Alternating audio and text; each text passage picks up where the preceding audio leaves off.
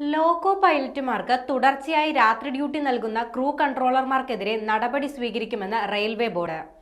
തുടർച്ചയായി 4 ദിവസം രാത്രി ഡ്യൂട്ടി ചെയ്താൽ പിന്നീട് ഒരു ദിവസം വിശ്രമം നൽകണമെന്ന് സെന്റർ ഫോർ റെയിൽവേ ഇൻഫർമേഷൻ സിസ്റ്റത്തിന് നൽകിയ നിർദ്ദേശത്തിൽ റെയിൽവേ ബോർഡ് വ്യക്തമാക്കി. ലോക്കോ പൈലറ്റുമാർ 6 ദിവസം വരെ തുടർച്ചയായി രാത്രികളിൽ ജോലി ചെയ്യേണ്ടി വന്ന സാഹചര്യത്തിലാണ് റെയിൽവേ നടപടി സ്വീകരിച്ചത്. ആഴ്ചയിൽ 5ഉം 6ഉം ദിവസം തുടർച്ചയായി രാത്രി ഡ്യൂട്ടി ചെയ്യേണ്ടി വന്നതായി ഒക്ടോബറിൽ 1360 പേരും നവംബറിൽ 1224 പേരും ഡിസംബറിൽ 696 പേരും റെയിൽവേ ബോർഡിന് പരാതി നൽകിയിരുന്നു.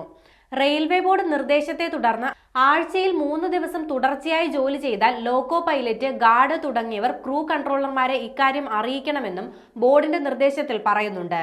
ലോക്കോ പൈലറ്റുമാരുടെ ഒഴിവുകൾ റെയിൽവേ നികത്തുന്നില്ലെന്നും പരാതിയിൽ ഉയർന്നിരുന്നു.